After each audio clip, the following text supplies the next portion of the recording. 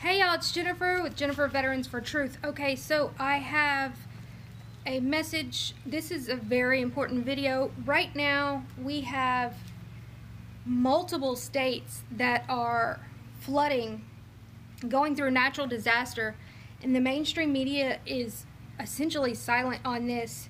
And so what I'm going to need is y'all's help to get this information out. I don't want people like alarmed and freaking out.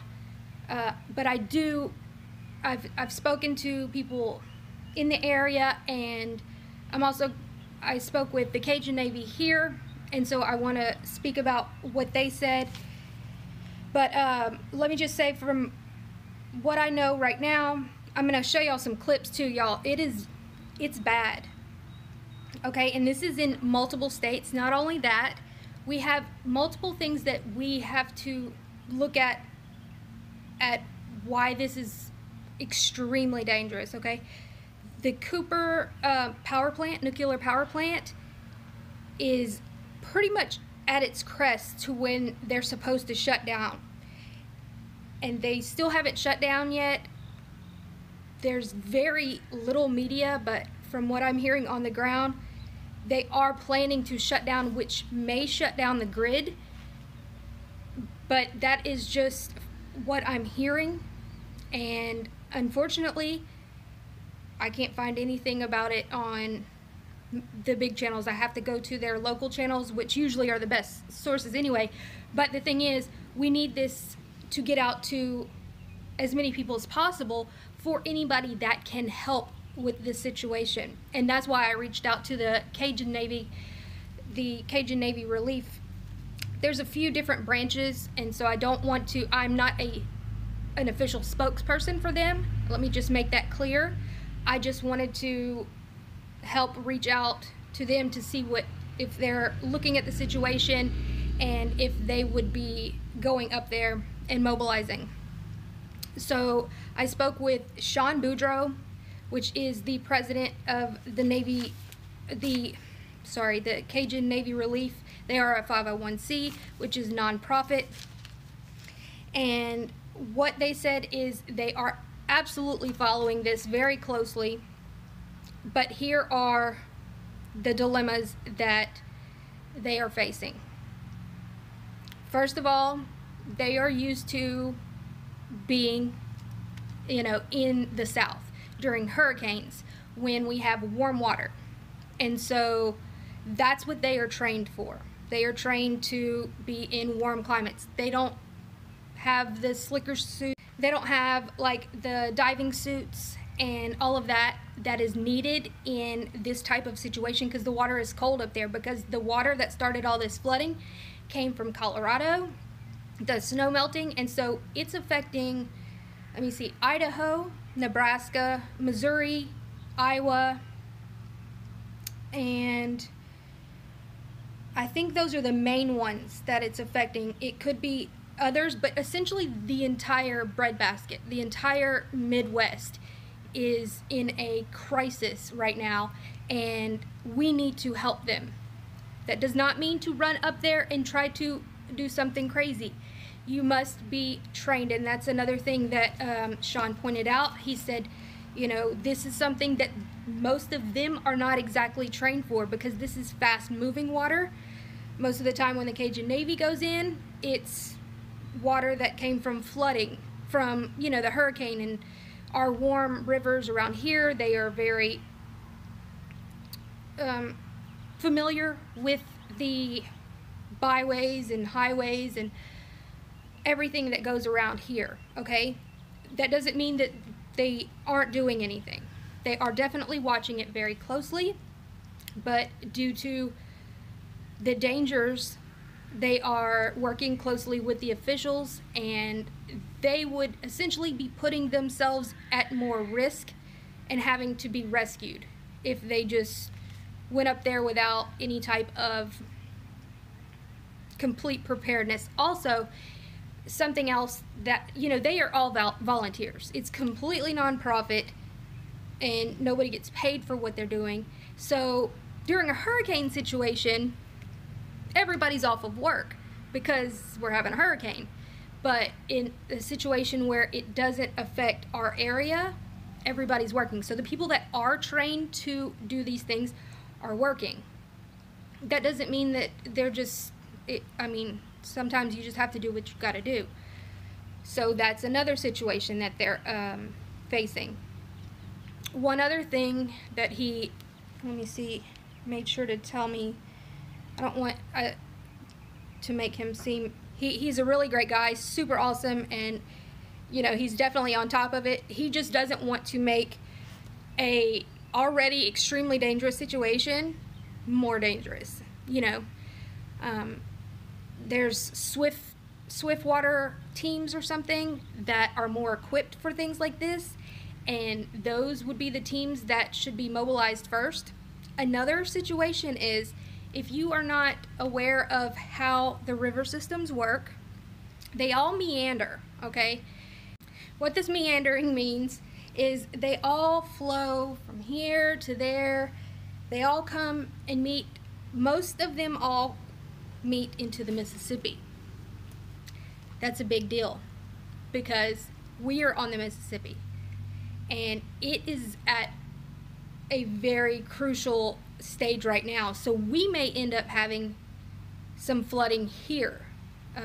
Right now they've already opened up the Morganza spillway and the locks for the dams over at the Mississippi River. So they're already having situations, and they're having to stay on top of those in case they have to go in for rescues here. Because, you know, once it meanders, you know, it's there right now, and then it's all going to conjoin and come down the Mississippi. And so that's a very big possibility that it's going to flood the South. I'm not saying that that's going to happen. That's what we're watching, okay? This is very crucial that, you know, you don't go do anything stupid. You don't just get in your truck and drive up there. You know, contact people if that's what you're hoping to do, or if you want to help at all. There is a YouTube channel that he is posting, I want to say it's Whitetail. I'm going to put a link in my description for his YouTube channel, and he's up there. He hunts in the area or whatever, and so he's helping out in the area. But also, don't put yourself in a situation that you're going to end up dying and being of no use for anybody, and actually being a burden because helicopters will have to go out there, whatever the situation. Reports are that some people have already died in the flooding. Y'all, the flooding is bad. It's bad. There are small towns all over that are just absolutely flooded out. And it's kind of boggling my mind that the mainstream media is not reporting about this. It doesn't shock me, but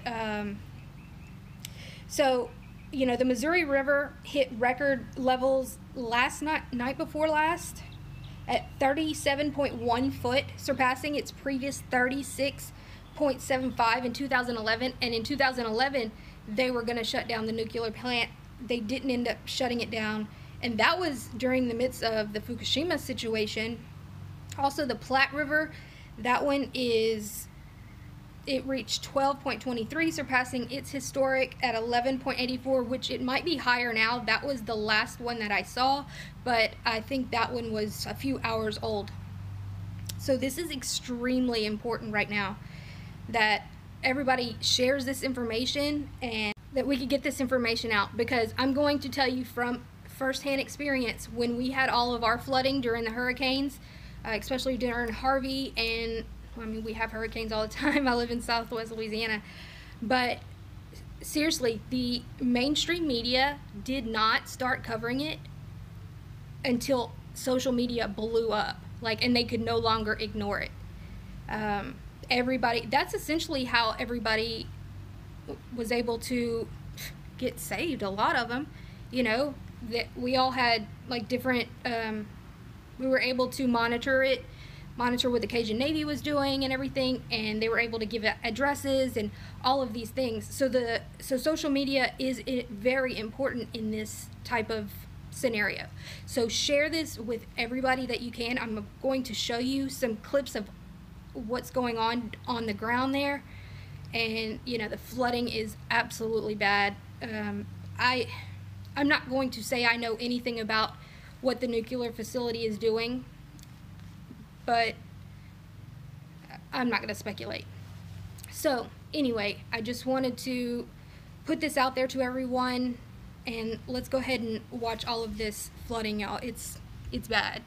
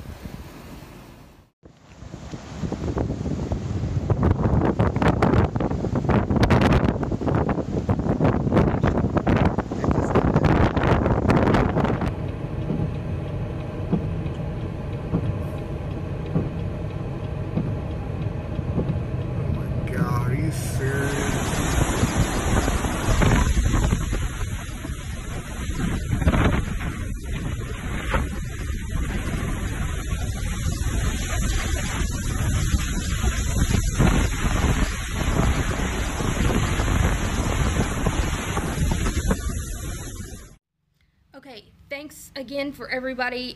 Share this, like, subscribe, and let's keep this going. If you have any information, share it with me. I will do what I can to get anything out to help you.